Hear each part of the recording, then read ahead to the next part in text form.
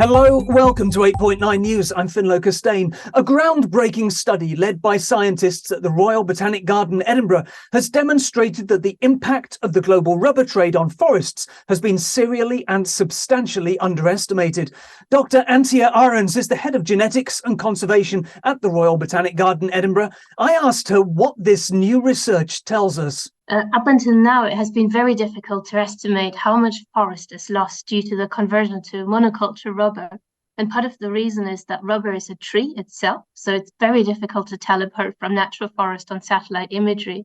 And it's also in international statistics, rubber is typically classed as forest. So again, the loss of natural forest that occurs due to rubber essentially is buried in international statistics. How have you been able to differentiate so confidently between rubber plantations and other land use? So we have used high resolution satellite imagery in combination with thousands of ground truth data points.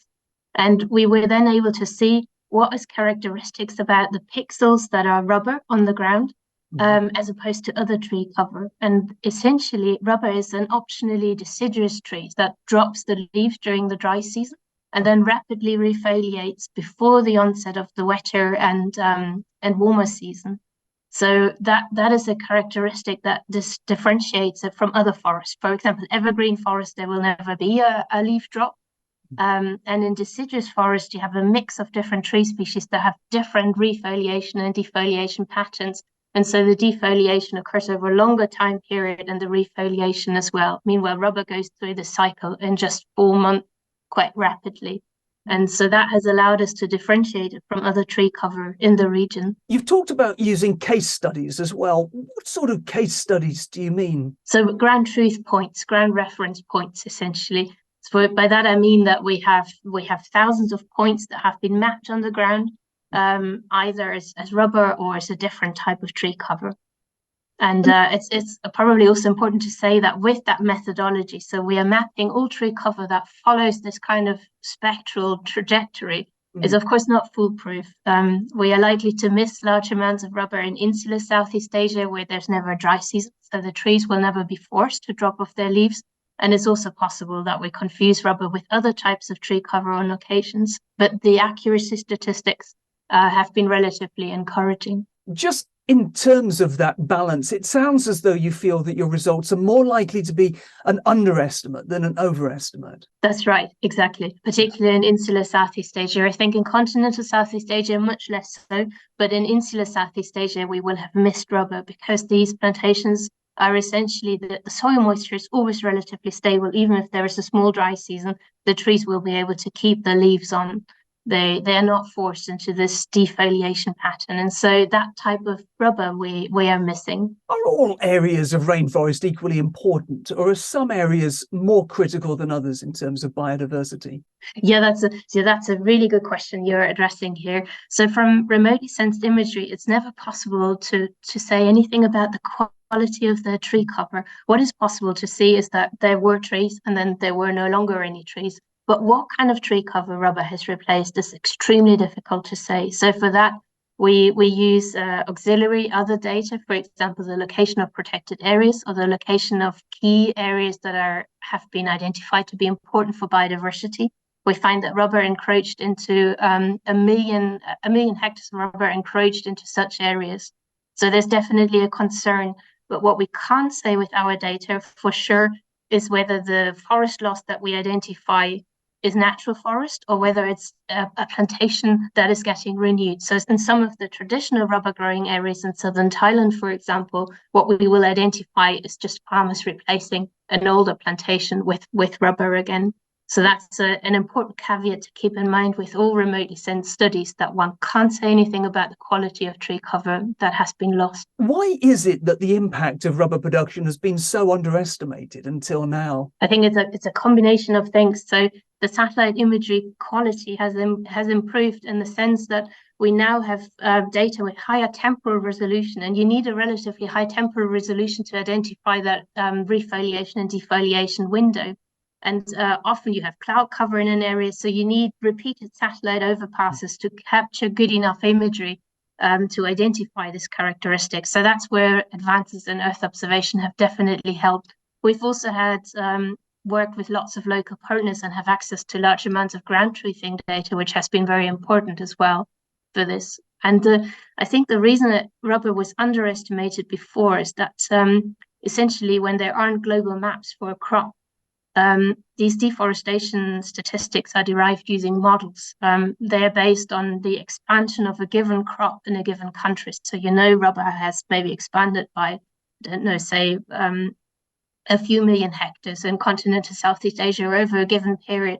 So this information is used in the models. But what happens quite often is that crops are actually replacing each other. So rubber is getting cleared for another crop and is then planted in another area where it may lead to deforestation again. The net gain in rubber has been zero, but the deforestation driven by rubber has been there. And that is something that happens quite frequently, and hence rubber deforestation is underestimated in these models. Antje, why is this research important in policy terms? Essentially, deforestation due to rubber has been underestimated in international politics so far. It has received relatively little attention in international politics. And the general public is also not overly aware of the problem. On the contrary, you have lots of companies that are selling natural rubber products as green because the rubber comes from trees. And so our data show that essentially there is definitely a need for a certification or something that helps consumers to make informed choices about the rubber products that they are buying. But it's also important to say that we would not want to demonize rubber as a commodity. Synthetic alternatives are produced from crude oil, so they are environmentally a lot more harmful. And rubber is produced by 85% of rubber is produced by smallholders who can derive a sustainable income from the crop. So boycotting the crop as such is not going to bring resolutions. And instead, it needs to be produced more sustainable and more traceable. And so there are political initiatives now, such as the EU deforestation regulation, that require that any rubber that enters the EU market needs to be deforestation free. There is a high risk with these policies that they marginalize smallholders. So that is something that policymakers need to be incredibly aware of, that they're not inadvertently driving companies to just source from large industrial plantations, cutting smallholders out. So that's very important. But there are other ways these initiatives are encouraging. And if I may, I'd like to refer to our partner, the Forest Stewardship Council. They are certifying rubber by working with smallholder cooperatives, and they certify the rubber that fulfills a range of criteria. It's deforestation free, has not infringed into areas that are important for biodiversity. The application of agrochemicals is adequate, and certain socioeconomic standards are held in these rubber produce. And so that is essentially something that allows the consumer to make a very informed choice. The rubber is certified through the entire chain of custody, which then also helps with the traceability of rubber. So I think there are already some proven ways to make rubber production more traceable and more sustainable. And our results hopefully lead to greater uptake of these certified rubber products in the public. It seems that it's also important to build a more comprehensive picture of the causes of deforestation in the minds of the public. I mean, we hear a lot about beef or soy or perhaps palm oil, but there are many other drivers as well. And then I think part of what you're highlighting is the importance of moving to agroecological systems for rubber production, rather than small producers simply moving from one area of forest to another as their land quality degrades. Do you think that there are other understated drivers of deforestation just waiting to be unveiled by the sort of techniques that you've been using? That's a really interesting question. It's very, very hard to answer.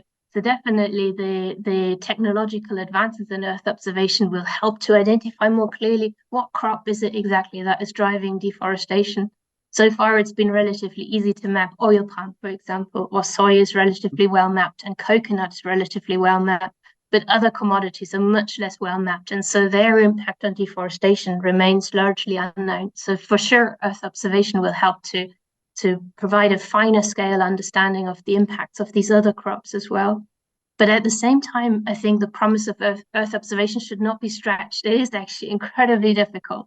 to tell apart what type of tree or crop one is looking at from space, because it looks very, very similar, and the spectral characteristics essentially it's green or infrared, but it is very, very similar. So I think it's important also to work on the ground with farmer cooperatives and to map their expansion or their crop expansion using ground data that will help greater traceability. And also it'll just help to ensure that smallholders are farming a crop that is in the best of their interests. For example, if a smallholder is now clearing rubber to farm forest, they may not be aware that they can no longer sell that rubber on the EU market. Or they may also convert their entire land to a crop that happens to have a high price at the moment, but that is a known boom and bust crop, and where economic forecasts can already predict that the price is going to dramatically drop, which is particularly dramatic in the case of rubber that takes 7 years to mature. So by working locally with smallholders, one can ensure that they are farming in a way that is locally adequate, that is in their own best interest, that they can negotiate joint and higher prices, and that the agrochemicals they use are not harmful, and at the same time that helps with the traceability. So I think it comes from both sides. There's the top-down remote sensing, but also the bottom-up working with local farmers that's critical. Now, you talked about smallholders there. Do you think that they're genuinely aware of changes in EU policies, for example, or is it more about the wholesalers further up the chain? It's the bigger traders that are aware of the regulations that are coming in, and not necessarily the smallholders. So there's also a need for capacity building to make farmers aware that any kind of infringement into areas of importance for biodiversity and forest is likely to mean that they cannot sell their rubber on the European market. That was Dr. Antje Ahrends from the Royal Botanic Garden Edinburgh. More news on our website, 8.9.com. That's all for now. We're back soon. Thanks for watching.